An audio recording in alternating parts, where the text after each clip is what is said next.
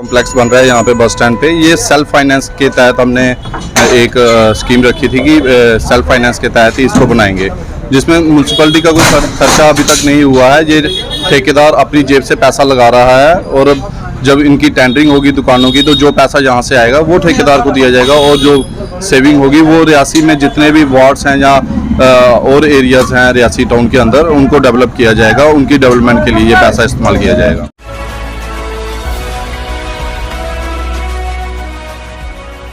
ये हमारा प्रोजेक्ट जो है 5 साल पहले बना हुआ था, लेकिन वो कागज़ों में ही बना हुआ था। जब मैं चेयर पे बैठा तो सब काउंसिलर मिलकर ये फैसला लिया कि जहाँ पे एक कॉम्प्लेक्स बनाया जाए जल्दी से जल्दी। और जैसे आपको पता है कि जितना भी हमारा खर्चा जहाँ पे होता है लोकल बॉडी का, ये हमारे गवर्नमेंट का ऑर्डर होता है कि जो आपने जहाँ पे इसको वो करना है, सेल्फ एम्प्लॉयमेंट करना है सारा सिस्टम।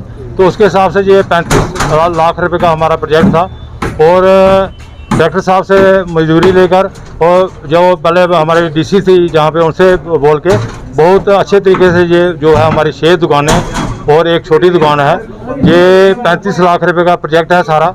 और मैं समझता हूँ कि रियासी के विकास के लिए जो भी इसमें जो पैसा हमें आएगा वो रियासी के विकास के लिए लगेगा, क्योंकि हमें जितना भी फंड होता है वो जहाँ पे रियासी से इकट्ठा करना पड़ता है। तो उसी हिसाब से हमने ये फैसला लिया कि इस शॉपिंग कॉम्प्लेक्स को जल्दी से जल्दी बनाया जाए। और मैं समझता हूँ कि थोड़े दिनों में 1 महीने में या 2 महीने में जो शॉपिंग कॉम्प्लेक्स हमारा शुरू होगा तो उसका जो टेंडरिंग सिस्टम है उसका टेंडरिंग सिस्टम होगा और जो भी पैसा उसमें आएगा वो रियासी शहर के लिए रखा जाएगा। और उसके बाद हमने हमारे जो शौचालय बना हुआ है, मैंने इसका भी एक प्रोजेक्ट बनाया हुआ है कि जहाँ भी हमारी 3 दुकानें बनती हैं और हमें करोड़ों रुपये वहाँ पे से आएगा। और रियासी की डेवलपमेंट के लिए ये एक बहुत बड़ा एक प्रोजेक्ट जो है हमने सारे पार्षदों में मिलकर जो शुरू किया है। मैं समझता हूँ कि आने वाले शहर में विकास के काम जो है तेज़ी से होंगे। एक हमारा ये शॉपिंग कॉम्प्लेक्स बड़ा वाला था और दूसरा जो पार्किंग का कॉम्प्लेक्स है उसके लिए भी मैं जद्दोजहद कर रहा हूँ और मैं समझता हूँ कि आने वाले टाइम में वो भी चालू होगा, क्योंकि आपको पता है कि पार्किंग के लिए जहाँ पे जगह नहीं है लोगों को प्रॉब्लम होती है, जहाँ पे बाज़ार में गाड़ी खड़े कर देते हैं। जैसे पिछले दिनों जो आपने देखा जगह हमारे पास है नहीं, हम लोगों ने जो है वो फाइन कर दिए लोगों को, किसी के टायर की हवा निकाल दी। ये अच्छी बात नहीं है, क्योंकि जब तक हमारे पास शॉपिंग के लिए जगह नहीं है, गवर्नमेंट हमें जगह नहीं देगी तो शॉपिंग कॉम्प्लेक्स कहाँ बनाएंगे लोग, ये पार्किंग के लिए कहाँ गाड़ी लगाएंगे। ये अच्छी बात नहीं है। मैं समझता हूँ कि थोड़े दिनों में हमारा जो 35 करोड़ रुपये का जो प्रोजेक्ट है बनने वाला है और 50 लाख रुपए का वो उसका टेंडर भी हो गया है, उसकी लेवलिंग होगी और हो सकता है कि 2-4 दिन में उसका काम भी शुरू हो जाए। ये बस स्टैंड पे टाइल का काम है, ये भी तो टेंडरिंग हो गई है, ठेकेदार को काम अलॉटमेंट हो गया, ये भी 2-4 दिन में मेरे को लगता है शुरू होने वाला है। कि मैं 3 साल हो गया कमेटी में बैठे हुए, अभी तक हमें 2 करोड़ रुपये सिर्फ मिला है। 2 करोड़ में हमने कितनी गली बनानी थी ये आप सोच सकते हैं। अगर 2.25 करोड़ रुपया CDF का मेरे पास नहीं होता तो आज मेरे लिए बहुत परेशानी होती।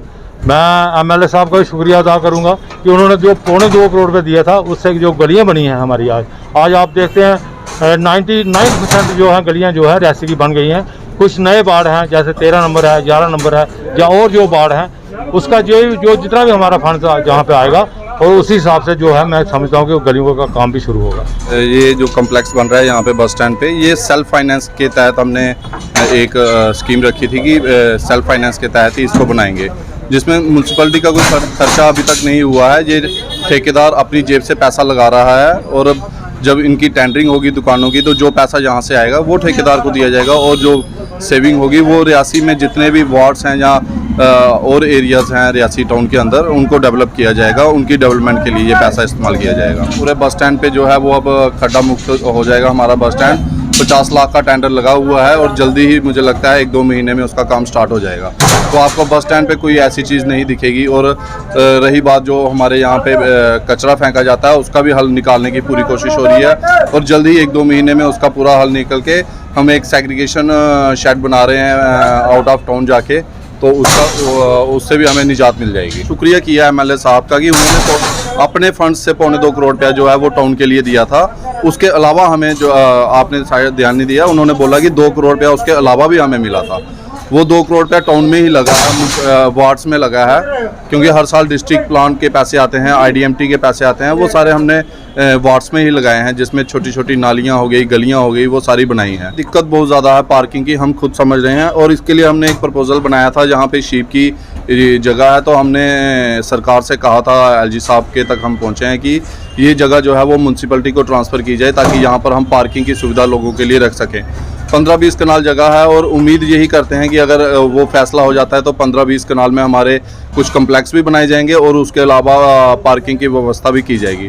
तो अगर ये लैंड हमें ट्रांसफ़र हो जाती है, और मुझे उम्मीद पूरी है कि हो जाएगी, और जैसे ही ये लैंड ट्रांसफ़र होती है तो पार्किंग की समस्या जो रियासी म्यूनसिपलिटी में है टाउन के अंदर, वो ज़रूर हल हो जाएगी।